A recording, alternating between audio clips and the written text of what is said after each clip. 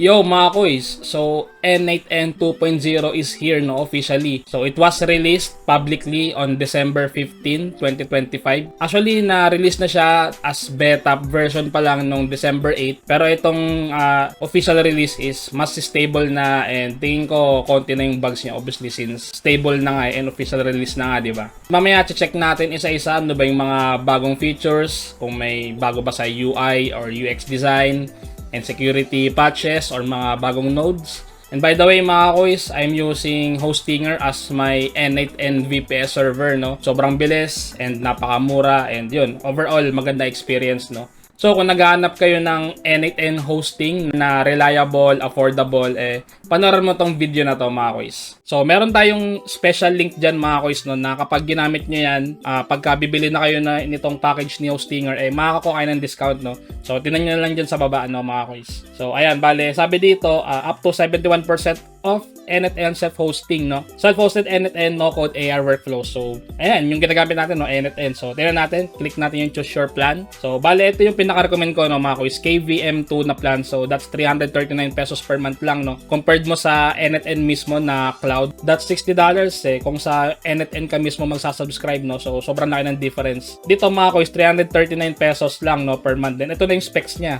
So ayan o, 2 vCPU cores, 8GB RAM, tapos 100GB NVMe disk space, tapos 8TB bandwidth. So sobrang bilis na yan for an N8N self-hosted no, na VPS. So click mo yung choose plan. So ayan, bale mapupunta ako dito sa cart obviously. Then siguro piliin ko muna yung 12 months. Tapos ayan na yung price niya, no? So that's 5,268 pesos, no? Pero meron pa tayong coupon code, no, mga kuys, para makamenos ka pa ng 10%. So click mo yung have a coupon code, tapos lagay mo TechVA, ayan. Bali, ayan yung coupon code sa baba, no, mga kuys. So, then, click mo apply. So, ayan, as you can see, nakakuha ka ng discount, no, na 10%, ayan. That's 4,741 pesos, 0.20 centavos na lang per year. Hindi nyo makakuha yung 10% discount, mga kuys, kung 1 month lang yung isasubscribe nyo. So, sayang lang, no, and mas mahal pa siya. Unlike pagka 1 year or 12 months, kumpitin nyo na lang, no, kung magkano yan. So, nasa 300 pesos per month lang yan, no. So, hindi lang N8N server yung babayaran nyo dito. Meron din siyang libreng domain name, no? Ayan, kasama na yan sa plan. So, yung domain name, pwede nyo gamitin kung may portfolio kayo or pwede nyo i-connect dito sa mismong N8N instance nyo, no, mga koys. So, kapag okay na yan, scroll down ka muna, then select mo yung server. Malaysia, pinakamalapit sa atin. So, para mas mabilis. Tapos ito, N8N. So, click mo lang yan. Tapos, continue. So, pag okay na mga koys, register ka lang, no? So, siguro mag-login ka na lang via Google, no? Tapos, enter email and password. Tapos, checkout ka, no? So, ngayon, mag-checkout muna ako, no? Ayan mga koys, so nakabayad na ako, no? So, click mo lang yung get started. So, ayan, bale, gagawin mo is create a root password. So, siguro set ko yung password ko. Yan. Tapos, next. Additional features, libre lang naman daw tong malware scanner, no? So, i-ano nyo na, no? Finish setup, sama nyo na yan. So, sabi dito, this will take about 5 minutes, no, mga koys. So, feel free to leave this page. So, pwede naman. Tapos, balikan nyo na lang after 5 minutes, no, mga koys. So, ayun, pag clinic mo yung lead kanina, mga koys, mapupunta ka dito sa window na to. Then, sabi niya, status is running. So, ibig sabihin, okay na yung ating server, no, mga koys. Click natin yung manage. So, tingnan natin kung working na talaga siya, no? So, skip, close. Bale, ito na yung ating N8N server na VPS sa Hostinger, no? So, para ma-access mo yan, copy mo to. Tapos, new tab ka. Tapos, type mo muna N8N. Tapos, tapos, yung server address, no? Yung kaninang kinopy nyo, no? Tapos, so, ayan na. Yan yung N8N nyo, no? Yan, bali, next mong gagawin, set up mo yung email, first name, last name, saka password, no? So, set up ko na yung sa akin. Ayan, so natapos mo na yung initial setup, no, mga koys. So, click mo lang yung get started. So, bale, mag-send dyan ng free license key dun sa email na sinetup mo kanina, no. So, click mo lang yung send me a free license key. So, tapos, obviously, punta ka sa email mo, no. Ayan, syempre, pagka na-receive mo na yung license key mo, no, syempre, copy mo yan, no. Medyo matagal lang siya mag-send, mga koys, ha. So, hintayin-hintayin nyo lang. After nyan, balik ka sa N8N mo, tapos punta ka sa, bale, click mo tong pangalan mo dito sa lower left. Tapos, click mo yung settings. Tapos, enter activation key. tapos paste mo yun, no? So, activate. Bale, activated na yung NetN instance mo, no? You're on the community edition, sinasabi dito.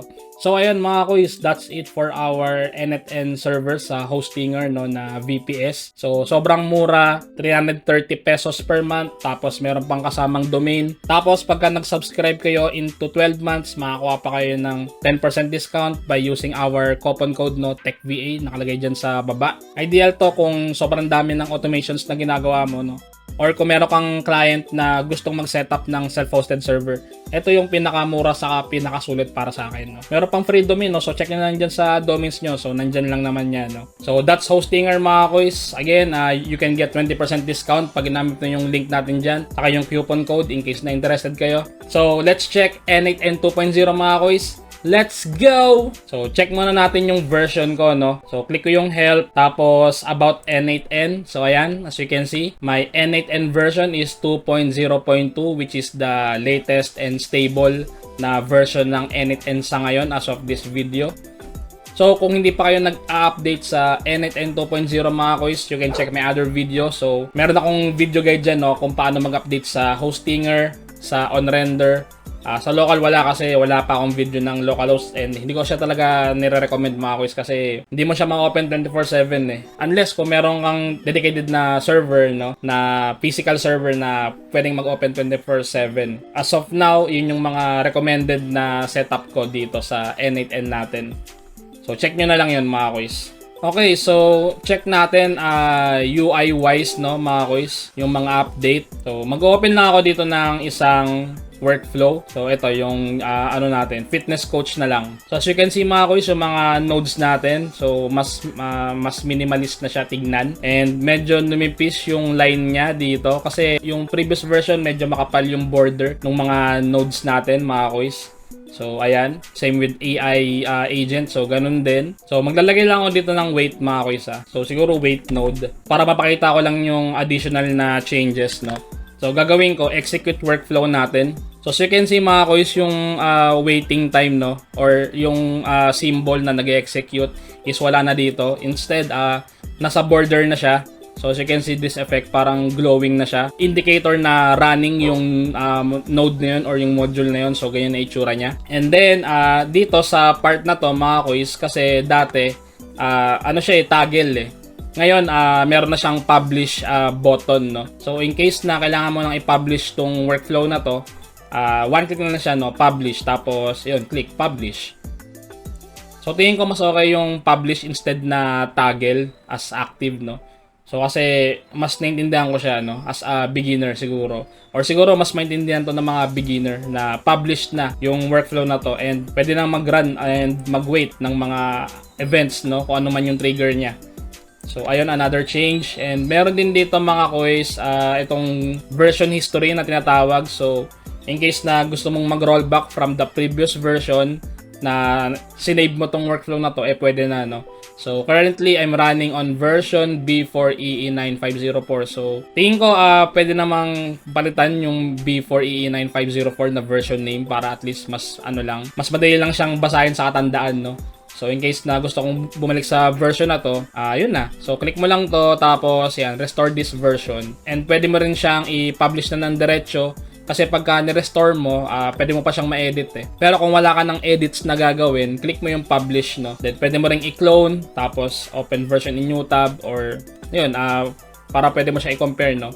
Or i-download mo, no, as JSON file. So ayun, that's the version history, na which is magandang feature din or magandang update ng N8N. Tapos mga kuys, so galaw-galawin ko lang to. So as you can see, nag-iba yung save, no. I-differentiate natin yung save saka publish, no. So in case kunyari meron akong inad na tool dito, sabihin natin eto, naglagay ako ng Postgres vector store. Kunyari yan, sinetup ko yan. So kunyari lang naman, no. Tapos embeddings, maglagay tayo siguro ng Gemini na embeddings. So sabihin natin tapos mo na i-setup to, no. Tapos sinave mo. So save lang siya, no, hindi pa siya published. So ibig sabihin nito, pagka hindi mo siya pinablish, itong Postgres na to na vector store nyo for kunyari may rag kayo, ganyan. Hindi siya may include in case na mag-run tong workflow na to, since hindi mo siya pinublish. Sinave mo lang siya, kumbaga as draft, no? Draft version pa lang to. Kumbaga, kasi baka may mga changes ka pang gagawin or anything na changes na kailangan mo pang gawin or idagdag dito. So, ayun yung purpose ng save. Pero kapag gusto mo ma-involve na tong tool na to or yung action na to sa published version, edi click mo yung publish. Pero syempre, may error yan. No? So, ina-explain ko lang no, kung ano yung difference nung publish saka nung save. So, ayun siya mga kois. Okay, malilito dun. Tapos, alam ko yung automatically save wala pa. So kasi sabi on the previous announcement, isasama na daw yung autosave pero in this case wala pa, no. Siguro baka next version 2.03 or something, no. So abangan natin yan mga kois. Tapos dito pala sa sidebar, so iba na. So pag clinic mo to or yung settings, kasi normally dati pagka-clinic mo yung settings, mag-open ng new window, no? So, ito, parang ano na lang, pop-up na lang or sub-menu. So, ayan, nandyan yung mga settings na nandito sa N8N. So, iniba nila yung itsura, no? At least, mas convenient to kasi hindi mo na kailangang mag-open ng another window, eh. So, at least ito, nandito na lang, no? So, dito, siguro, click natin tong usage and plan. So, ayan. Ito yung normally na magbubukas dati pagka-clinic mo yung settings, no? Hindi siya yung parang sub-menu. So, ayan, andyan pa rin naman yung mga dati mga kois. And additionally, meron na siyang MCP access. Pero alam ko na-add na to 1.9 pa lang. Bago lang din to mga kois. Yan, yung MCP access. So kung hindi ka pa familiar sa MCP, i-YouTube mo na lang muna or siguro gagawa na lang ako ng video about MCP mga kois. Ayun mga kois, so far yun lang yung napansin ko na mga changes dito. I assume mas nag-enhance na yung security nito. Syempre 2.0, tapos mas marami pang nodes na madadagdag. Hopefully no, mga useful nodes. So abangan natin yan mga kois. So feel free to comment mga kois kung meron kayong gustong i-add dun sa list of changes natin sa N8N 2.0. Pero so far, I'm liking it. Ang ganda, mas minimal, mas maganda tingnan para sa akin. UI-wise mga kois. And tingin ko mas bumilis din siya. Saka itong publish, so natutuwa ako dito kasi mas accurate yung term na publish kaysa dun sa active. And that's it for this video. So kung nagustuhan mo tong video na to, like and subscribe ka naman. And you can check our AI automation course. Kung gusto mong matuto ng AI automation, check mo yan sa baba. Thanks for watching and see you on the next video.